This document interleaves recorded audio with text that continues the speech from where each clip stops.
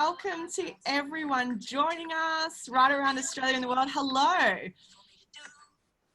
Just got a little bit of Taylor Swift to get us going before we kick off today. We'll just give it another 30 seconds to let everyone else arrive. And then we have the fabulous Kira from Westpac, who is going to introduce our session on negotiation today. Thank you so much, Meggie. Hi, I'm Kira. I'm from Women's Markets at Westpac and Ruby Connection. And I'm here today with my wonderful colleague, Sandra Casanata, who's our Group Head of Inclusion and Diversity at Westpac. Such a privilege to be here today. This is our fourth amazing webinar with Meggie and the team at PepTalkHer. We're so overwhelmed and delighted with this series. For those of you that are new to Ruby, Ruby is Westpac's online community for women. We're here for all women who are at all different parts of their financial confidence journey, and we're here to have these really important conversations about building your worth and looking after your financial future. So enjoy the conversation today, and back to you, Meggie. Awesome. Thank you so much, Kira, and a massive welcome to everyone who is joining us. I can see a lot of you are joining from all around the country today, and indeed throughout the US as well. If you want to we're going to make this as interactive as possible today. Feel free to pop in the chat the city, town that you are joining us from today, so that we can get a sense of where everyone is. But it is an absolute pleasure today to be talking to you on Equal Pay Day. I'd like to wish you all a very unhappy Equal Pay Day, because is the day that marks the fact that women need to work an extra 59 days into the financial year to earn, on average, the same as men. So not a happy equal pay day. We won't use that terminology. I like to call it unhappy equal pay day. But we are here today to talk about negotiating like a pro, which, you know, I think this is a very pertinent time to be having this conversation. And it's such a pleasure to introduce to you the fabulous Sam Trattles, who is joining us from Sydney. A big hello to you, Sam. Do you want to give us the quick tweet-sized introduction of you and your background before we introduce Jeff as well? Thanks, Maggie. I'm so happy to be here. Hi, everybody. My name's Sam Trattles. I am a commercial deals negotiator, and I am the author of I Love Negotiating. So I'm here to try and help you to change your perspective on negotiating. I love it. I love it. And I love that you frame it as I love negotiating. We want you all to walk away today after the session feeling like you also love negotiating. And Jeff Lee, thank you so much for joining us from, you know, late evening in New York City. A big hello to you as well. Hi, Maggie, and thank you all so much, especially Sam, Sandra, and Kira for having me here. It's such a pleasure to join you all. You know, a little bit about myself. I'm a trained corporate lawyer. I practiced at the law firm of Wachtell Lipton, which we're very proud to say handled 18% of all global M&A last year by value with under 100 lawyers. So we like to say that we punch above our weight. And after I finished that kind of tour of duty in the trenches, I joined Alex Rodriguez and Jennifer Lopez's team as their Chief Operating Officer. And I was their Chief Business Manager, as well as attorney responsible for negotiating deals for two very prominent figures and protecting their brand across the board. I've had a long-standing interest in elevating women to positions of power, whether that be in the private sector or in public service. So this is a very meaningful day for me, and I'm very happy to join you all. Thank you so much, Jeff. And we're really excited to learn more from you about what you've seen across the negotiating table at the big end of town, doing big deals for people like JLo and others.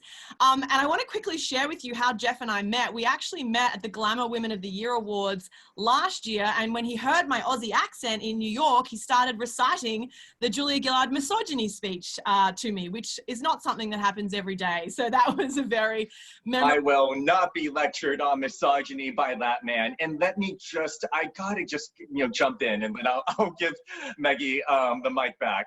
You know, we all have a superhero in mind.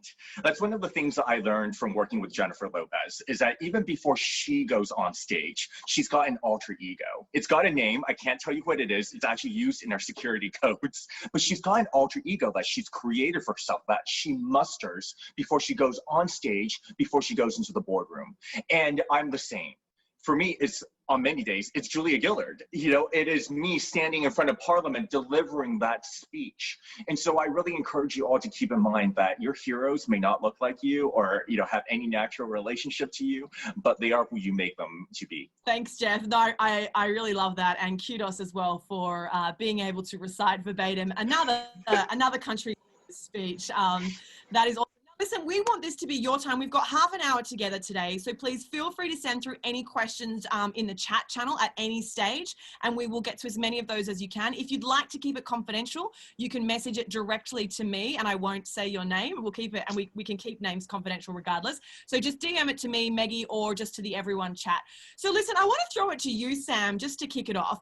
This idea of negotiating, you've written a book on this. You say you love negotiating, but I'm going to guess that a lot of people in the room today maybe do not love negotiating. And a bit of a hands up, I know we've got the videos on.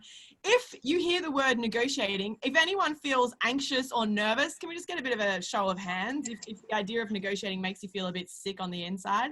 Because that's certainly how I, used to feel about negotiating. So about half of us. So Sam, what would you say to half of the audience today who's like hearing this idea of negotiating and frankly freaking out?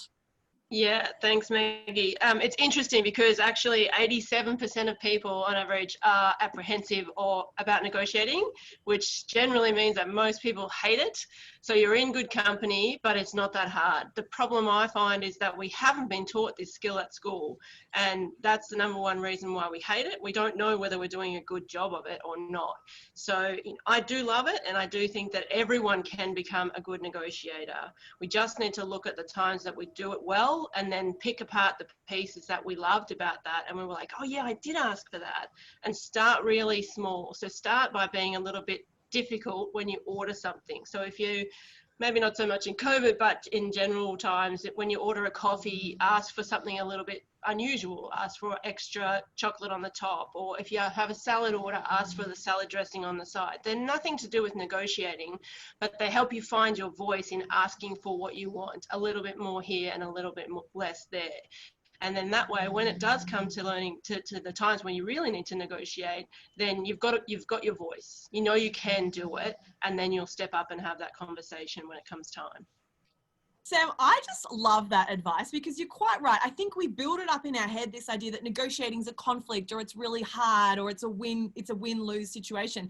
But actually, you're quite right. There are so many ways that you can kind of build up to that. And if anyone on the call has children or nephews, like I do, very proud auntie, my nephews, I tell you what, they knew how to negotiate with me from about 12 months old, I'd say. So actually, we do know how to negotiate from a very young age. But you're quite right, Sam, we're not sort of taught officially at school necessarily, so we put it in the too hard basket.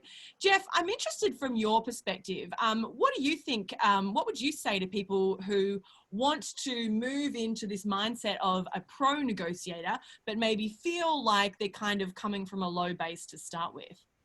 I think you have to start with understanding that you can only control you, and you can only control your mindset going in. So you should view the negotiation as not only practice, and I so agree with Sam, nothing is ever fun in life until you are good at it. So you got to eat your vegetables before you get there.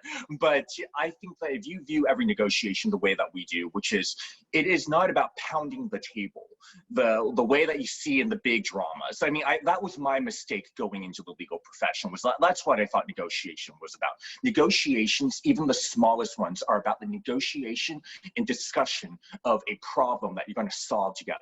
You're actually negotiating your future relationship with one another. I even view the termination of my employees as a negotiation. And here's how. You and I are going to be talking about our future.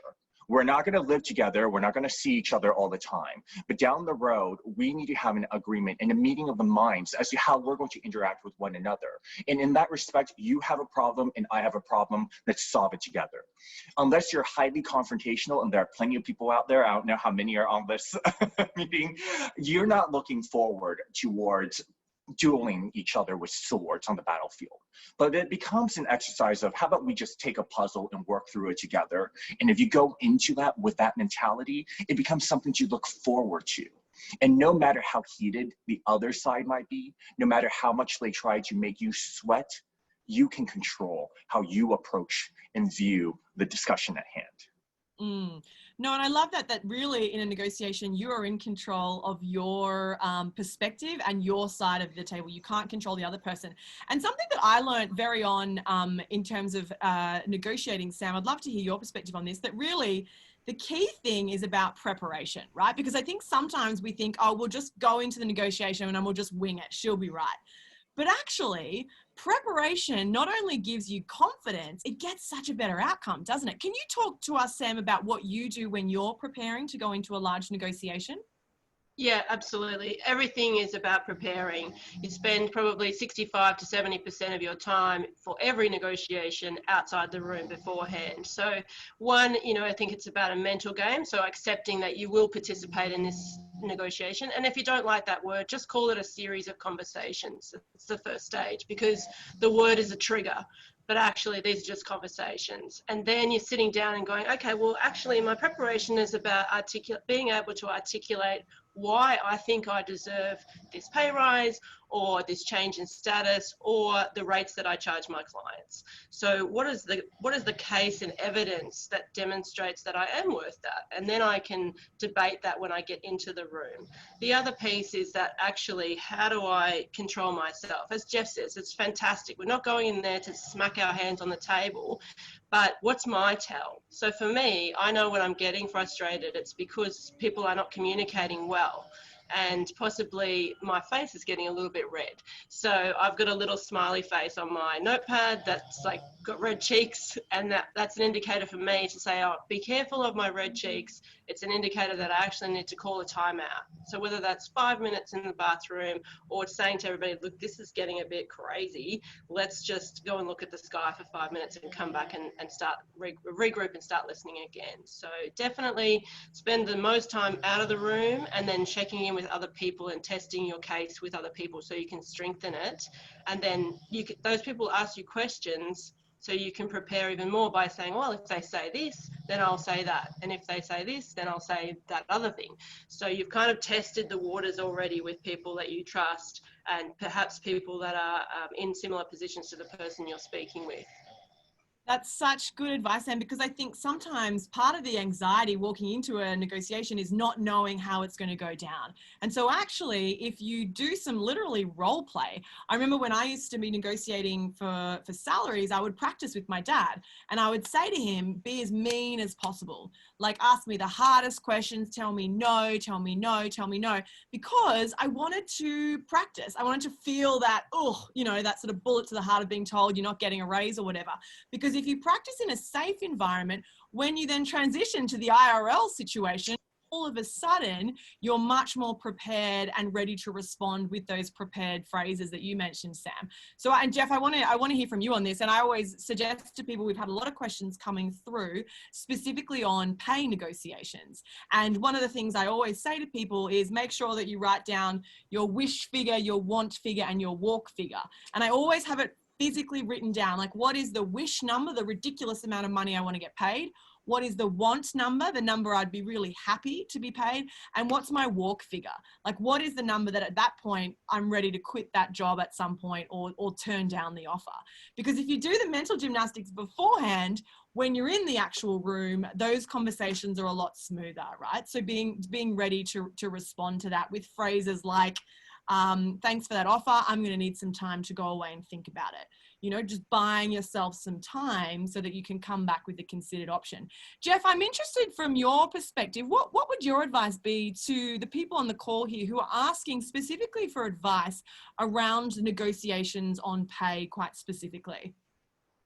I love the starting point that you had, which are the three, kind of tiers of your willingness. And we have in negotiations a time-tested concept of the anchor. Whoever drops that opening position tends to drag the other side towards them, because there's a psychological correction that we do in negotiations that when a number is put onto the table, provided it's within that zone where you and I may be able to agree, we've psychologically positioned the counterparty to get there. So it is very key to remember that if you don't end up being the first person that drops that number and your counterparty is the one putting that number on the table, know whether or not it's in your zone. If it's not, then you have to say, listen, we may have to regroup at another day. You may have to pull on what we call the lifeline. So I think that's key. And then before I get to the lifeline as well, because I think that builds on Sam's point, and I also want to add that these days during COVID, it's much more than just the numbers. There's another part of that sheet that I would encourage you to do, which is next to those numbers, put all the non-numerical points of value that you may want. Vacation days, job title upgrades, things that are softer and easier gives than the hard salary, and that you can use to kind of trade around in case you are in need of additional points of value. Remember that frequently your managers may say, because of the market or because of everyone in your class, I cannot do X. Well, don't let that opportunity be wasted if it's truly a hard no on the number. Try to see if you can extract some of the non-monetary points of value that matter to you as well, like more vacation days and the ability to work from home. On top of that, I love that Sam and I have the same tell. My face gets flushed, I turn red, I might have a little bit more of a twitch over here. When you sense that happening, you want to avoid what I call the death spiral, which is when you really feel that you're getting out of control and you do the worst possible thing that you can do in a negotiation, which is to agree to something you have to walk back later. So make sure that you have the lifeline, and the lifeline is very simple. You're always in control of the conversation. I'm so sorry, I have a bad Zoom connection. I'm so sorry, I've got to go and check on my family member outside. Or as simple as, I think that we're going to just have a more productive discussion in an hour or 2 hours or 3 hours. Nothing is ever that urgent that you have to get instant agreement if there's no meeting of the minds. I have been in situations where they have imposed an artificial deadline, the world is going to collapse, multi-billion-dollar deal is going to fall apart, and the government's going to put this on the front pages of the paper. If the deal will get done, it will get done, but only with an agreement from your end as well. So never let yourself get into that trap of that spiral where you feel yourself being browbeaten into agreeing to something that you know you have to walk back later.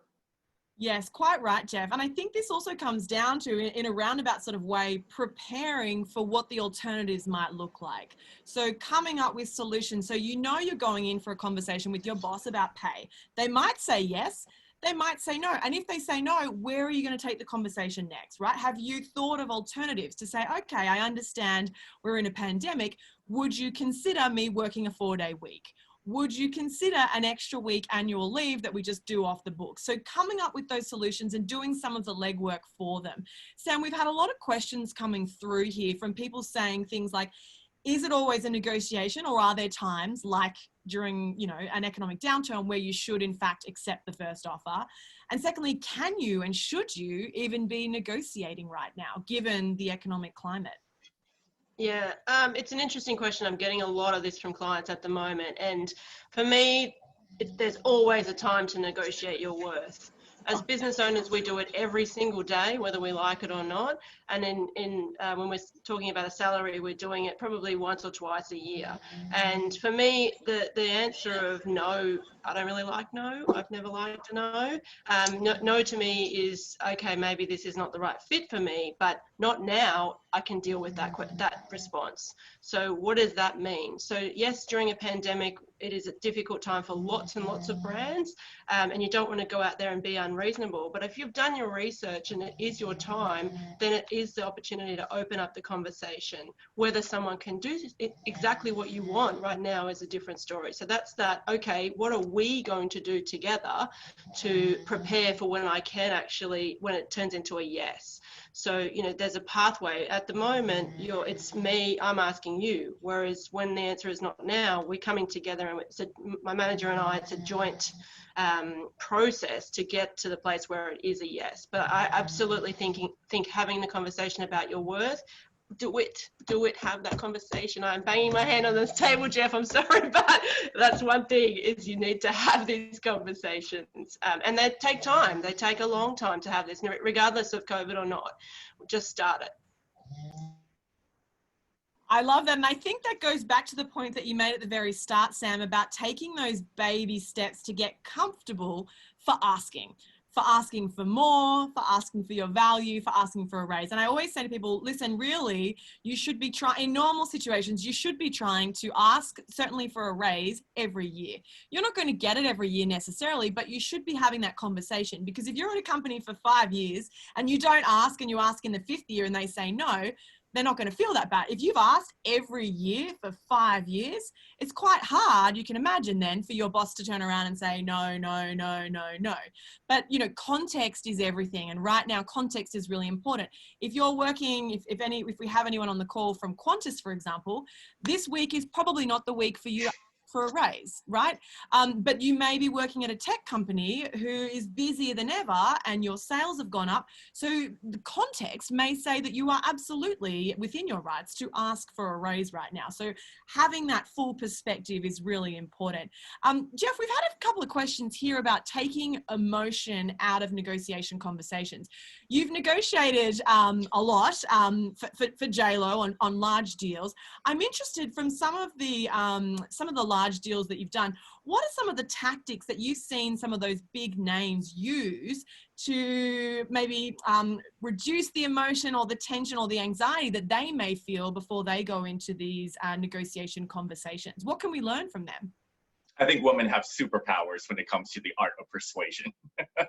I am just going to go out and say it. There is nothing more powerful than somebody who is in control and understands the other side, someone who's done their homework and has the EQ to read them. So one of the great, I think, negotiating tactics that Jennifer has always used is the mere fact that she is underestimated when she enters the room. Now, you and I might meet her and we might be wowed by her star power, but we are in many rooms, many boardrooms, where the billionaire on the other side or the large corporation has no patience and views her as, quote unquote, another celebrity.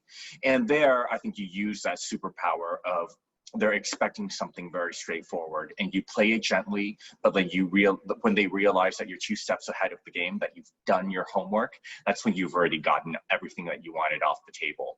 In terms of an immediate kind of tactic, speak slowly. That's the thing that I learned from my first mentors in my law firm. When you speak slowly, it diffuses all the tension in the world. Now, sometimes the other side might think that you're speaking down to them, like a mother to her child, in which case they'll turn red and you've thrown them off their rocker. But speaking slowly also gives you the chance to process your thoughts as well. It allows you to just go into the mode where you're not rushing to an answer. Finally, I'd like to throw one in, which is, if you find yourself getting off course, just add a simple word, and second, or my next point, my third point is, my second point is. When you throw that bridge in, it implies that you have a multifaceted thought. Oftentimes, if it's a second thought, people think in threes. They're like, oh my God, she's actually gonna have a 3-parter there. It breaks up the flow, and it sounds like you've thought things through, when really, we've all been there. We're just talking, right? And when you throw that bridge in, it stalls, reforms, and it actually makes you look better. I've used this a million times in the courtroom and at the table, and I've seen many other effective negotiators do the same. That's such a great point, to be able to have that phraseology to buy yourself some time as well when you're thinking on the spot in negotiations. And again, if you've done that preparation, it's a lot easier for you to find the words that you're looking for. Sam, I'm interested, we've got a lot of people on the call today who've messaged me directly, who have their own businesses, who have side hustles, who are interested in this concept of pricing right now. Can you firstly be putting your rates up right now? And this idea of packaging, is this a really great time to be looking at package pricing rather than sort of one-off pricing? And I think that applies to full-time people on the call today too, thinking about full compensation, as well as the people who've got their own business. Can you speak a little bit to your experience with that? Yeah, it's an interesting time, and as a strategist, we tend to sell, well, pre-COVID, we're selling end-to-end big strategy pieces, and actually at the moment, that's just not palatable. So we're doing the opposite. So we're not packaging, we're actually breaking down products to the smallest, it's going back to basics really, a minimum viable product. How do we get people to understand what it's like to work with us, and then the rest will come. So I think increasing prices is fine at any time if you haven't rebased your pricing. So definitely go and do the exercise of making sure that you do have competitive rates, and whether that means your rates are up or down, that's your decision. But make sure that you can't negotiate on your rates unless you know how you got them. So make sure that you have a rate card in your head. You don't need to share that with others, but make sure that your pricing is right for the market that is today, and then you make the decision again on whether it's increase or decrease. Then I think it's a case of actually going and talking to clients about that smallest possible in, and then the rest will follow from there. But on an individual level, from a coaching perspective for me, or whether it's the corporates that we work with, nobody's interested in an end-to-end strategy right now. So selling bigger products is probably shooting yourself in the foot, because there's going to be a lot of rejection on that. Yeah. And I guess this is the same for whether you're within a company or you have your own business. It's all about what is the value that you bring, right? And how do you track that success that you're adding to the company, either as a vendor or as an employee? And for me, I founded PepTalkHer and built the free PepTalkHer app for that exact reason, because I wanted women in particular to start to track their successes, because I don't know about all of you, sometimes I forget what I did last Tuesday, let alone 3 months away, right? And so if I'm walking into a pay raise conversation, how can we make it so that you're tracking those successes, you know, on a regular cadence? And so that's why we built the app. It's free, it's on Apple and Android, and it will just prompt you twice a week to reflect on the success that you've had. So you've got those data points there to put forward during your pay raise conversation. Jeff, just finally, before we wrap it up, we've got the fabulous Sandra, who's going to talk us through another Westpac initiative as well before we wrap up. But Jeff, I just want to get a final word from you. What's the one piece of advice that you think people can put into practice this week that will help them strengthen the negotiation muscle, so to speak? That's how I like to think of it. If I wanted massive biceps, I'd go to the gym and do this every day. And it's the same when we're thinking about practicing negotiation, isn't it? You've got to take small steps on a regular basis. Ask yourself what you're worth every day. Look in the mirror and ask yourself, what am I worth?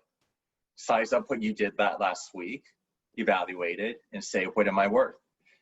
I have a fundamental problem with the idea that, you know, we're just equalizing pay because the men set the bar, and ergo you're just, you know, like, who says that we're actually better at it? Like, with all due respect to my gender, you know, like, I truly believe that you are your best judge of what you're worth.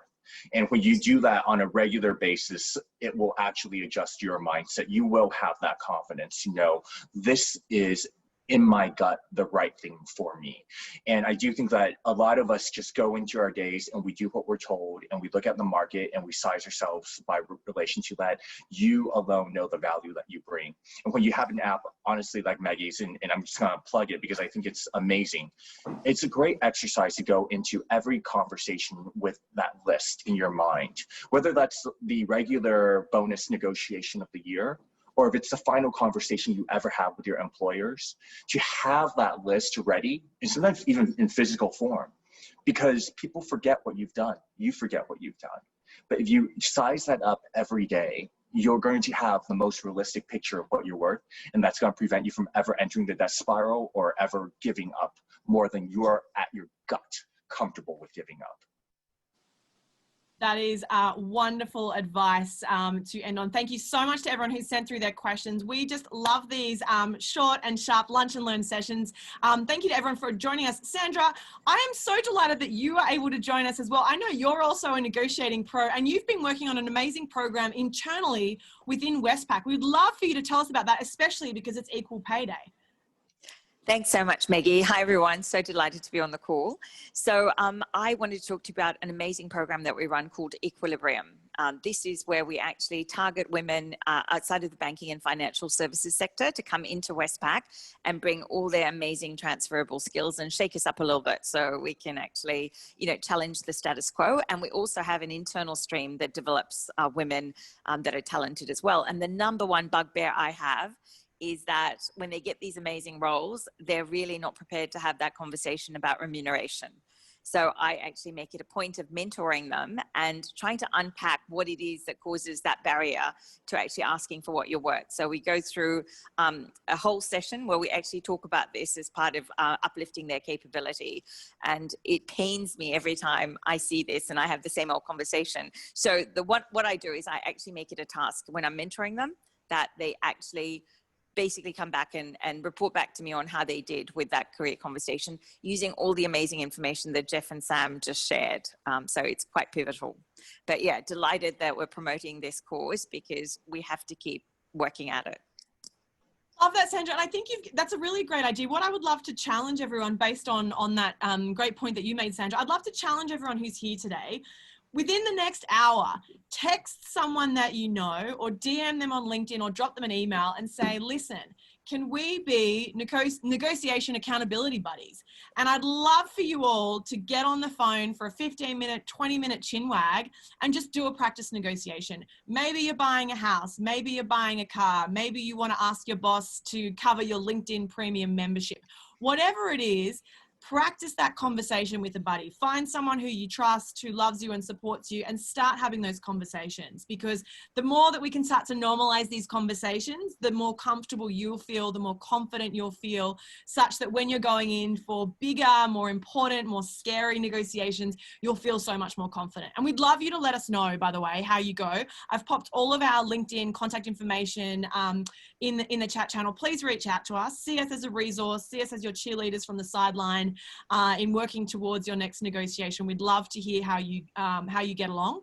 But thank you for spending your unhappy equal pay day lunch with us today. And a big hello to all the animals who've been joining us. And also Sam's dog, Chos, who's been snoring, which I just love, Sam. I know, she's so tired. She's a really good negotiator, so she's bored by this subject by now. But she likes to be heard. Thanks so much for having us. That's awesome. You can check out Sam's book, I Love Negotiating. It's available on Amazon and also on her website, which is in the chat as well. You can check out Jeff on Instagram. He's prolific on there and on LinkedIn, and also Sandra's on LinkedIn as well. We've popped a survey in as well. We'd love your thoughts. What would you like us to talk about next time? Who would you love us to speak to? But listen, have a great weekend. Stay safe. A big hello to everyone in Melbourne. We are thinking of you, and we look forward to the next Ruby Lunch and Learn session. Thanks so much for your time, everyone. Bye.